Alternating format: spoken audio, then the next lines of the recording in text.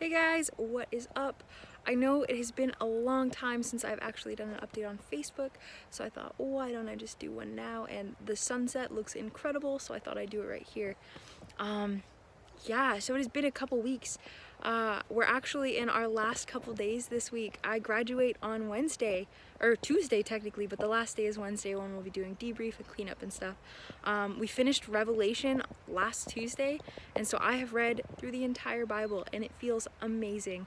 I actually have my presentation tomorrow, which is my final project, where I'm basically going to give an overview of the entire story of the Bible and God's redemptive plan in that, just starting from Genesis, going through Revelation, and just seeing God's heart for the entire thing, which is so exciting.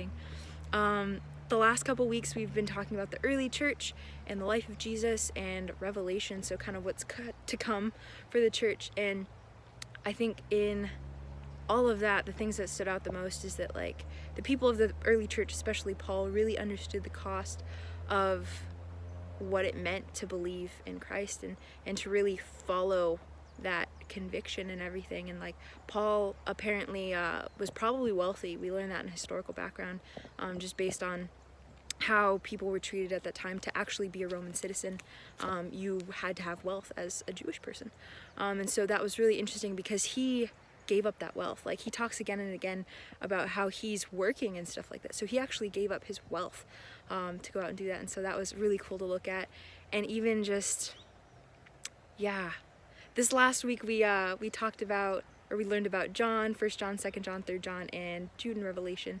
And when we were talking about like the life of Jesus in respect to John and 1st, 2nd, 3rd John, there's somewhere, I think it's in either 1st John or actual John, like the gospel, it talks about like Jesus gave up his divine rights. And we don't actually fully understand what that means, because if you think about it, Jesus was able to perform miracles as a human, which means that's not necessarily, like, it's something that's accessible for us. And so one of those things that I was just like convicted in that is that we don't fully understand what God can even do.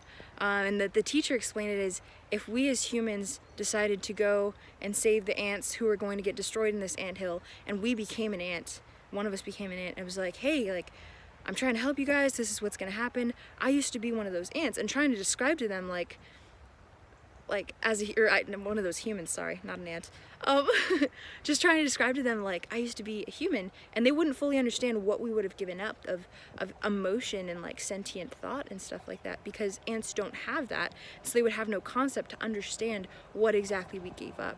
And so in that, it's just like insane to think about, we don't fully understand what God gave up. And it's been really convicting. And then the other thing is we learned a lot about Revelation, and it's apocalyptic literature, which doesn't mean like apocalypse how we think about the apocalypse, but it actually just means it's the style of literature which has a lot of very visual things going on in it. And it means that it's meant to be an encouragement in a hard time, which the church was getting persecuted in horrible ways at that time. So it's kind of understandable that John would be writing an encouraging letter. Sorry, I'm getting eaten alive by mosquitoes, so I'm just gonna move forward a little bit. Yeah, just that he was trying to encourage the church. And the first chapter, one of the lines says, seek to see, listen, and obey. So what's really interesting is people look at Revelation as something to find end times prophecies in, but really it's something that we just need to be paying attention to and kind of obeying what it's saying and what Jesus is saying in that. So that was super convicting. Yeah, I'm super excited for next quarter. It's Worldview, so I get to be applying all of this that I've learned, and just going so much deeper into, yeah, worldview, the 7 spheres of society, and what it means to truly bring God's kingdom on earth in these different areas of sports, medicine, politics, communication, just all these different things. And so I'm super excited for that. I actually still need all of my finances for that quarter. I have just a little bit over $300, but I'm still hoping for more to come in. They've actually changed the deadline for this quarter. They're trying something new where they're actually trying to get the first 2,000, the deposit in 10 days before the start of the quarter, which will be January 2nd. So they're trying to get everything in by December 23rd.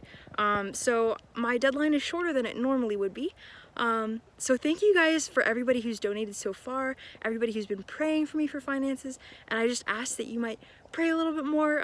Those of you who are just watching this who get my little updates, that you would just ask if there's anything else that you might be able to donate, or even just going deeper in prayer would be amazing. Yeah, thank you guys so much. Also, I am going to be home for Christmas in the Christmas season. So if you're in Arizona, I would love to see you. Message me, or I will be at church next Sunday at Redemption, and I'll be going to the Christmas service there, and at Sun Valley I'm going to the Christmas service as well. So I would love to see you. Yeah. Okay, I hope you guys have a wonderful rest of your day.